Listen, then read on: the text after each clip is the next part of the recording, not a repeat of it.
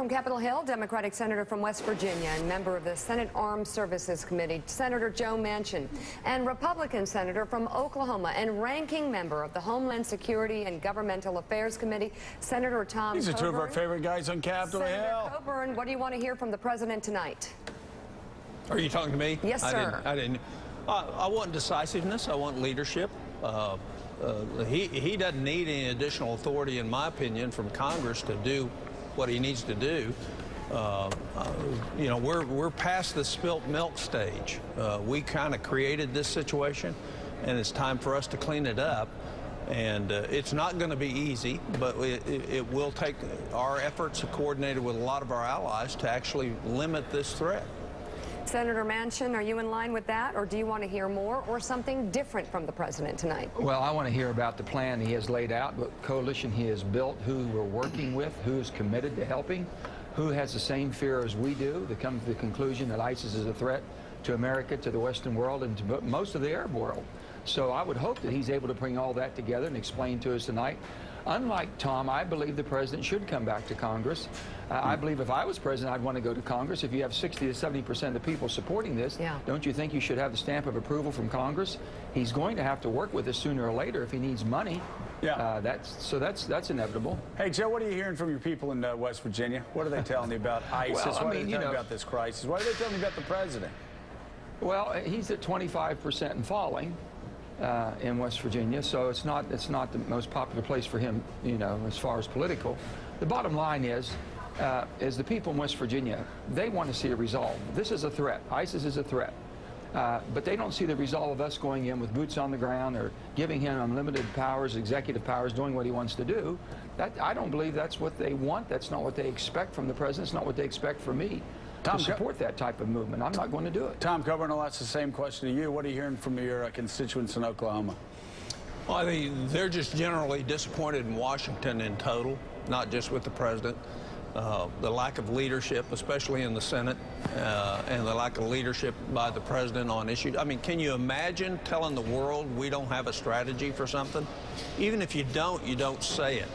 And we have created a vacuum.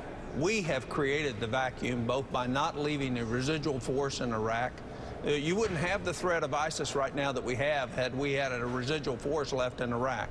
And the sacrifices that were made in Iraq are put at real risk because of the bumbling foreign policy of this administration. Chuck Todd. Hey, Senator Manchin and Coburn, both to you, a question that we were just bandying about before you got on here. Who's responsible? What do we do when we're done getting rid of ISIS in Syria? Who's in charge of rebuilding Syria? I think it depends on how it plays out. You know, you still have a civil war in Syria, even if you take ISIS out of it, because you have the real patriots, the real Syrian patriots, that don't want to be dominated by a dictator. They're not radical Islamic fighters. They're real patriots that want freedom in their own country. And they've kind of been lost in the shuffle of all this. So I think ISIS is not only fighting in Syria, but they are the largest contingency right now, but they're not the true Syrians because the vast majority of them aren't Syrian. But, hey, Chuck, also, the end game right now, I don't know if we have an end game. We didn't have an end game in Libya. We didn't have one in Iraq. We don't seem to have one in Afghanistan. But the bottom line is I don't think that we truly, as a majority of a Christian nation, can go into a Muslim world and dictate and direct how we're going to restructure them. They're going to have to structure themselves. And right now, I believe that we should support those who want to defend themselves, those who want to help themselves. But we can't identify who the friendlies are. When we have reports that the rebels in Syria, we have some people who want to support them and arm them. When we have reports that they're the same people that sold one of our journalists who was beheaded, that should give everybody pause. Okay, here's a question for both you guys again, and it has to do with, again, Chuck's raising the issue of the end game. First in Commerce, Oklahoma, and then we'll go to Wheeling, West Virginia. Are your people, are your constituents prepared for a 3 to 10 year stay in that area of the world for the United States? Absolutely not. You know, from the standpoint, we've been there for 12 plus years now. Mike, and I don't think that we've seen anything improve. If anything, it's deteriorated.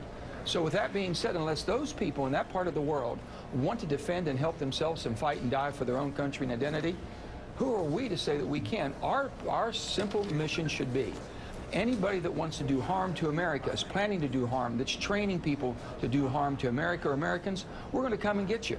We'll do whatever it takes to defend the country, and I think the Article 2 of the Constitution is what the president's relying on.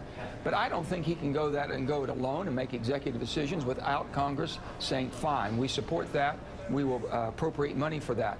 The bottom line is that they've got to want to defend themselves. The Arab nation has to step up, fight for themselves, be willing to die for their freedoms, the same as Americans have done to develop this great country. We haven't seen that yet, and I'm not willing to commit more men and women and troops on the ground as Americans defending a way of life that they don't want us to be involved in. All right, Senators Manchin and Coburn, thank you very much. We look forward to hearing from the president.